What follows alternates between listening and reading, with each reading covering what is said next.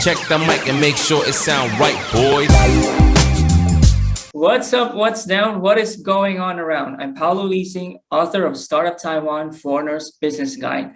This show is to answer your questions about starting up here in Taiwan, either for business, school, or just hanging around. So leave your questions in the comments section below. Our guest for today is Joseph Proznitz. Did I pronounce it correctly? From the US. Yeah. Founder and CEO of Stride 360 to help people on their home fitness journey.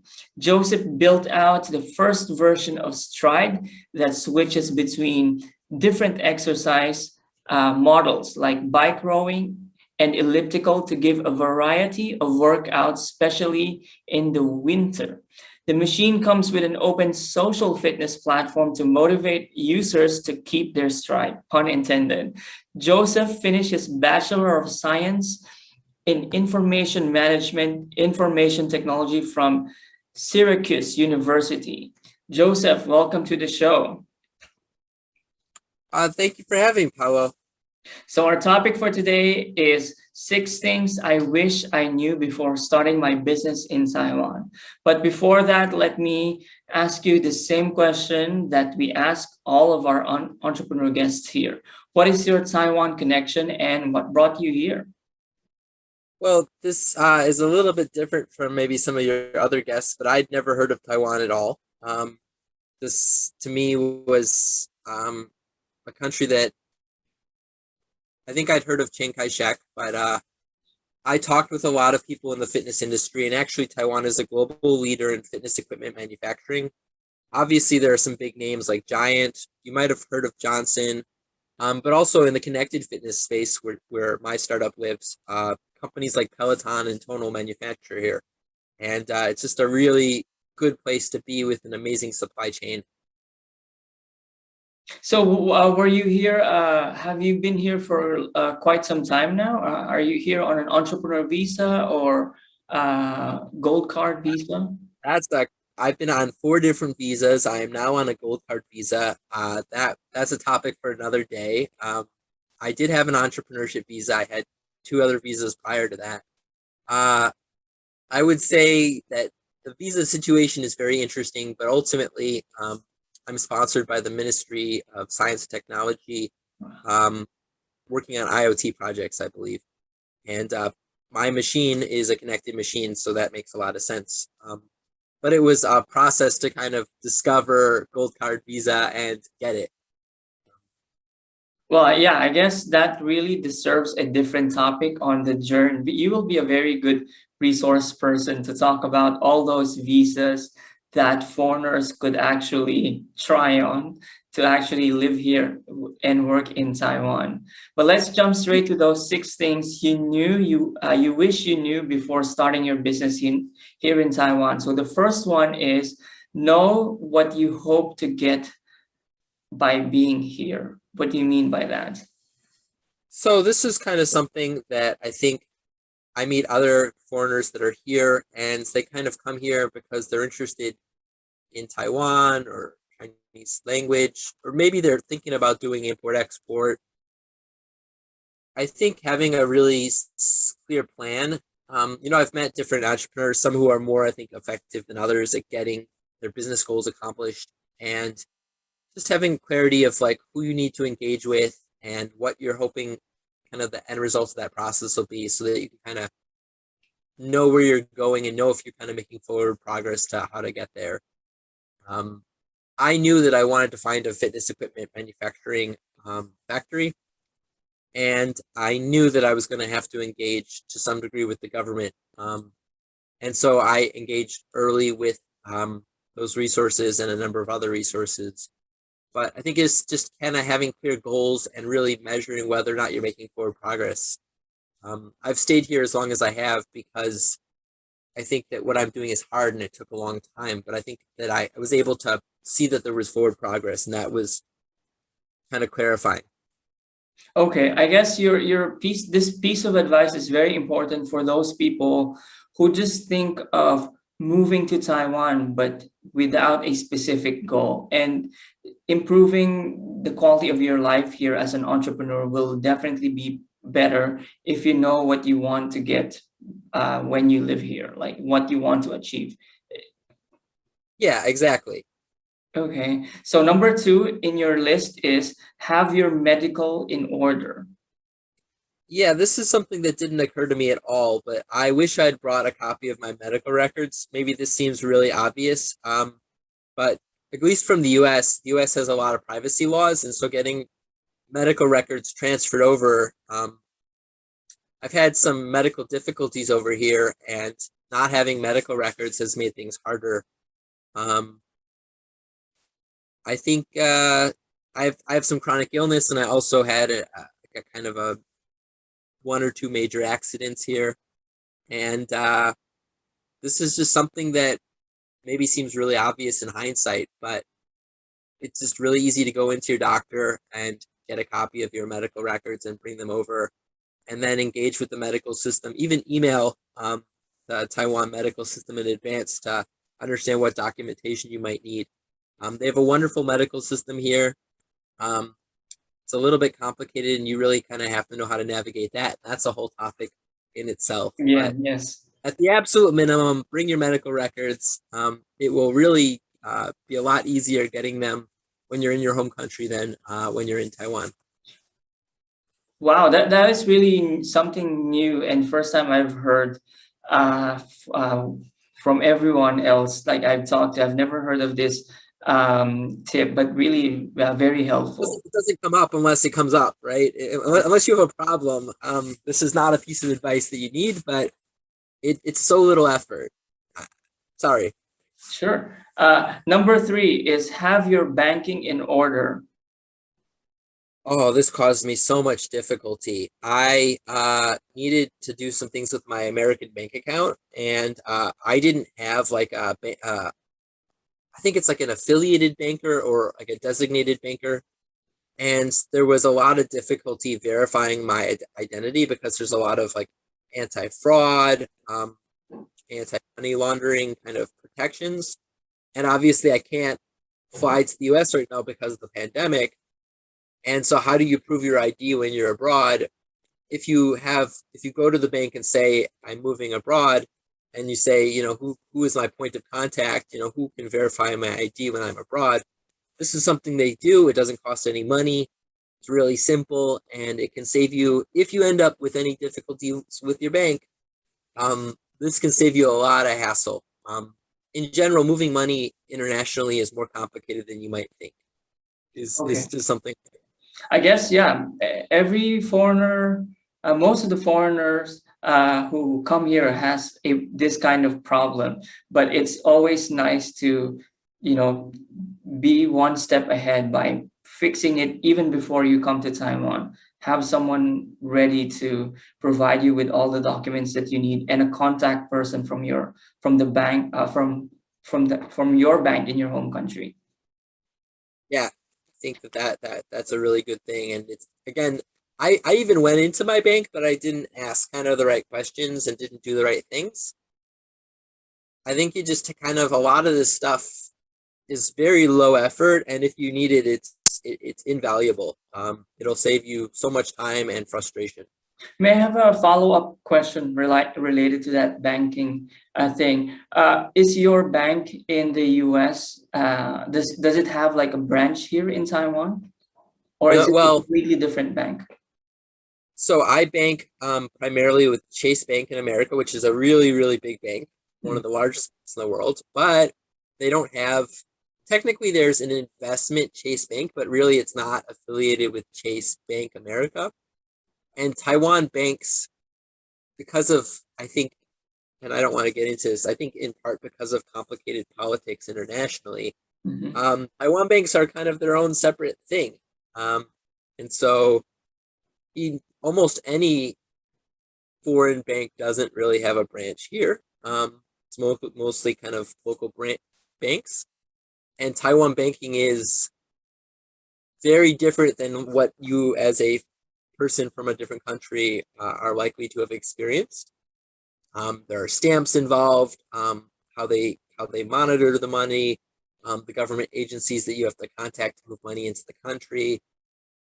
It's just, banking is not just, pulling out a debit card, putting it in a machine and getting some money. I mean, it can be a little bit, but even that, there are a bunch of limitations and regulations, and ATMs are a little bit complicated. So I no, but the short answer to your question is no. My bank does not really have a branch here, or really any adjacent country. It's easy to fly to. Well, you can't during the pandemic. Correct. Okay, so the next thing on your list is connect with the government early on and often in the right way. Yeah, Taiwan is very. I think the government is affiliated with a lot of aspects of business, and a lot of private life. I think the government is more integrated in life in general than, at least how I felt like it was in the U.S. In the U.S., I formed like a Delaware C corporation, and it was pretty trivial. I could do everything on a website, have a lawyer, message, some people, you pay a fee, you're done. Yes. Maybe 5 steps. Here, 5 steps would be like maybe the beginning of the engagement with one government agency. I think that you have to first and foremost understand your visa, obviously, to know how long you can stay here, but that can limit kind of other things that you do. And then there's the Small and Medium Business Administration, as well as E-Tree, Taitra. I mean, there's all these different government organizations that exist to help Taiwanese people and foreigners be successful, but you have to find who the appropriate person to engage with at that organization is, find out what they can do for you, and find out what they need so that they can help you. Have you? Oh, sorry. Go ahead. Sorry. Have you gotten in touch with the Invest Taipei office or the Startup Taipei office? Both offices claim to be the window, like a foreigner's window to starting a business here in Taiwan, and you can actually they claim that you can actually contact them from abroad and they would help you. Have you contacted them? I am working with them. I think that there have been a lot of challenges with that. I'm still working with them. I don't want to speak badly of them. I think that is a bit of an overstatement. I think there is some specific help they can offer, but I think you have to understand kind of they get judged in specific ways, and they kind of operate within a certain set of rules, and Correct. the help you may need is not necessarily the help that they can give. And in general, it's just not a transparent process. The documentation is in Chinese. The just going to their office will not kind of resolve problems. They may pass you to other resources, which can be helpful, but if you're kind of hoping for a window to Taiwan, I've yet to encounter such a resource. I think that you have to kind of pull from different areas to be successful. Correct. And I think that's part of being an entrepreneur, is just being scrappy and kind of figuring it out. But no, I think that would be an overstatement. They can be helpful. They can be disappointing. I think there's room for improvement. And I also think sometimes their hands are tied. It's not necessarily their fault. I think startups can have unreasonable expectations of the government as well. Correct. Number 5 is build relationships. Guanxi, as they say, I think. I probably said that wrong. I was used to a culture in the US where there are relationships, but you kind of pay for a service. Oh, I have a thing, quote the thing. Oh, I give you some money, now you do the thing. I got the thing, here's the money. That seems like to me, like, oh, that's the way people do things. And I think that that process that I just described is like, even once you're working with somebody, it's not that straightforward. So like we work with a Taiwanese factory, and we work with some Taiwanese suppliers for major components, like a resistance motor, a touch screen, other stuff. And you really have to convince them that you're worth their time, that you are somebody that's kind of trustworthy and that won't make them lose face. Losing face is you cannot make people lose face here, which means kind of embarrassing them, professionally or personally. So you have to respect kind of decorum. And it varies, but you have to really kind of spend time with people and get to know them and build these relationships and make them not lose face. And this is very simplistic, and I don't claim to be a cultural expert, but relationships are much more important here when doing business, and you can create opportunity by just having good relationships with people. And not to say that that's not true in the US, but I think that that's like more of a requirement versus this kind of more, especially if you have money, it's more of an option in the US. Okay. Number 6, know that it will be really hard, but it can also be a big opportunity. Yeah, if you're going to do an international business, whether it's a restaurant or, exporting tofu or manufacturing connected fitness equipment,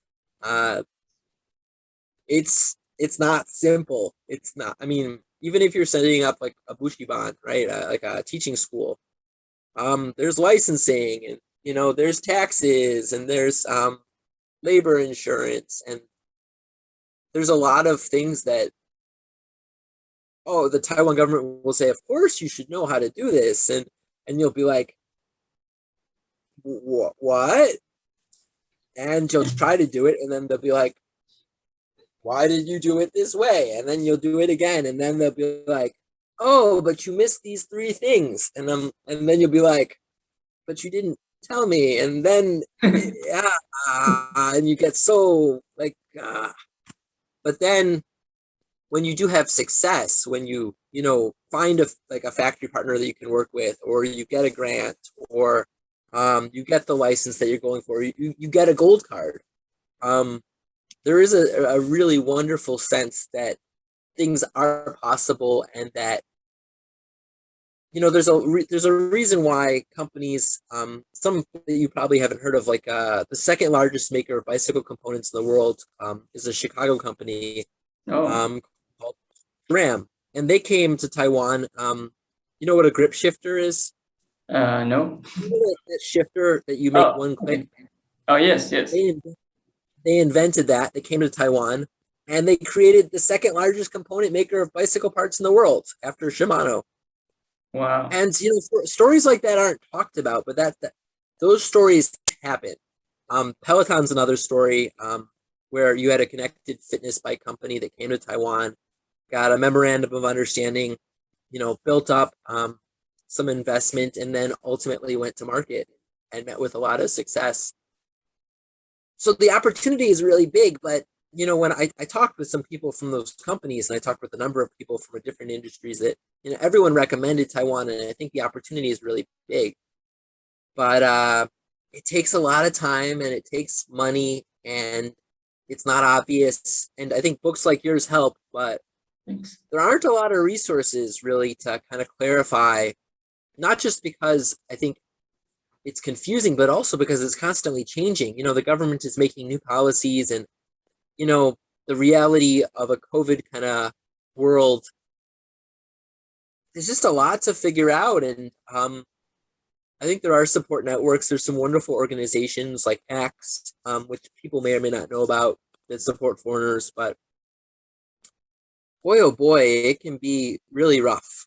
And I just think that, like, going back to the first point, if you know what your goal is, and you really think that Taiwan can facilitate that goal, the juice can be worth the squeeze, but the squeeze can be, really a ringer.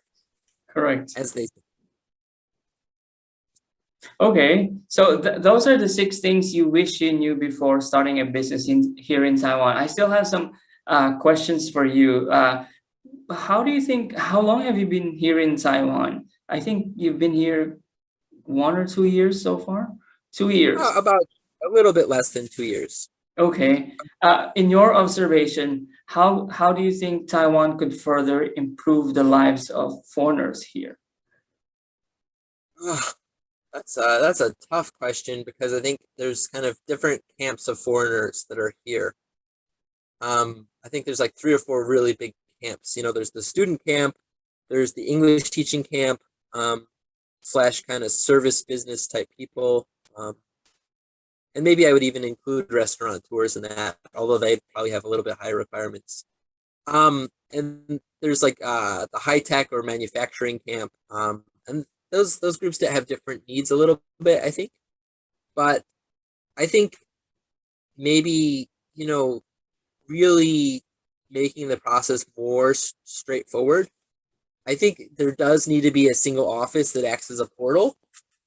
And short of that, at least a website that has links to all the appropriate agencies and somebody that speaks English at those agencies that can at least route you to the right person if they're not the right person. More critical business documentation in English. I think that there's no excuse, especially for the Department of Immigration, to do any notification that's not in English. I think maybe a little bit less stamp collecting, where things should just be online portal stuff. I don't understand the focus on going physically to an office, getting a stamp, and having an official sign a document, then going to a different office. This is like what I call a stamp scavenger hunt, and I go on one on like a bi-monthly basis to get different things approved. I think that Taiwan is a very technologically adept country, and I think their web infrastructure could really be much more effective, saving government officials' effort and saving a lot of frustration for foreigners. Like COVID information has not been centralized as a good example, where I wish there had been one place for foreigners to be able to get information about vaccines and COVID cases and what government policies are for like mask wearing and going out. There's a foreign community that has a whole discussion. I'm part of a couple different groups, but there wasn't like one central place in English that was talking about this. And a lot of what was kind of communicated to foreigners was secondhand, quasi. I think that a web portal that really links to all the government agencies and has a contact person at those government agencies that speaks English would be huge. That if I could make one thing happen, maybe that. You're not the first person to mention that. It's been mentioned by so many people I've talked to. So yeah, hopefully some people from the government will really are already working on this request. Anyway, and the Minister of Digital Innovation, Audrey Tang. Audrey Tang, yes, I wanted to ask her this one question, actually. They seem very motivated, and I believe that they'll roll out more resources, but I think there's a lot of different pressures on the governments, and they only have so many resources, and I also am very sympathetic. They're in a tough position where they're handling a pandemic. They're trying to grow their economy.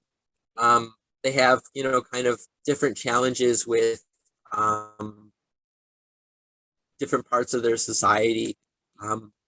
I think foreigners can be part of the success story of Taiwan, but it kind of they need to find a way to hold hands and kind of work together. Oh, I love that, including foreigners in the success story of Taiwan. Anyway, let's do a fast round. So all you need to do is to tell me the first thing that comes to your mind. Yeah? Are you ready? What is your daily breakfast? I don't eat breakfast. I drink a small can of coffee sometimes. Okay. What show are you currently watching on Netflix? I am currently watching a show called Wanted. About I think it's in New Zealand. It's about two ladies on the run after a horrible situation happens on a bus stop, and the women are have very different personalities. Okay. Are you a morning or night person? Night. Are you an Android or iOS person? I am whatever works. I've mostly been Android, but because we do a cross-platform app, I now have an iPhone, which I have mixed feelings about. I'm like looking at it over there. It's kind of haunting me. Are you a Mac or PC person? In a perfect world, I'm a Linux guy. Oh, wow. Okay. You're not the first person again to say that. What is your favorite game if you play games? Favorite game?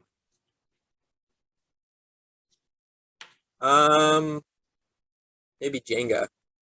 Okay. Favorite movie of all time? Groundhog Day. Favorite book? No Coins, Please by Gordon Corman. It's a kid's book. It's very funny. Okay. Okay. Finally, let's talk about your action items. How could we help you here in our show? What are your plans?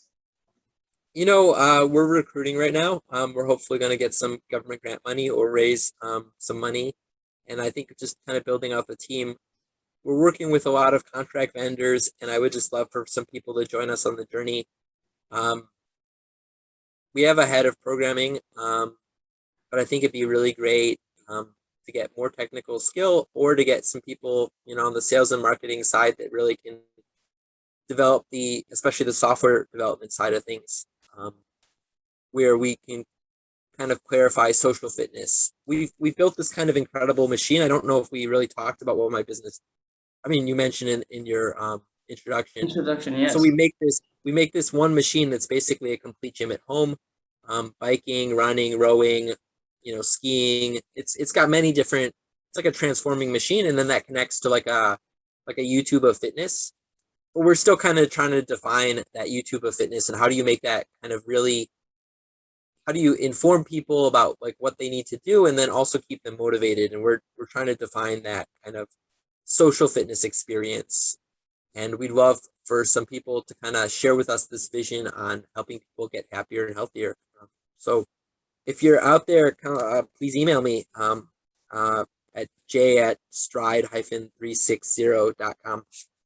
Sure. We are going to put that information on our website so we get to spread the news about your company and also anyone who would like to help you out with what you are doing. So thank you so much for gracing our show, Joseph. And we hope that you could join us again so that we could discuss other topics such as the different visas for foreigners. You're the best. You're going to be a good resource to talk about those because you basically had at least, as you mentioned, 4, right, of those visas that foreigners could avail to live here in Taiwan. And for our viewers and listeners, we hope that you could spread the word about what we do here by subscribing to our channel so we could give more of these cool stories. Until next time. Well, thank you, Paulo. It was a great chatting with you, and hopefully we'll chat again. Yes, thank you, Joseph.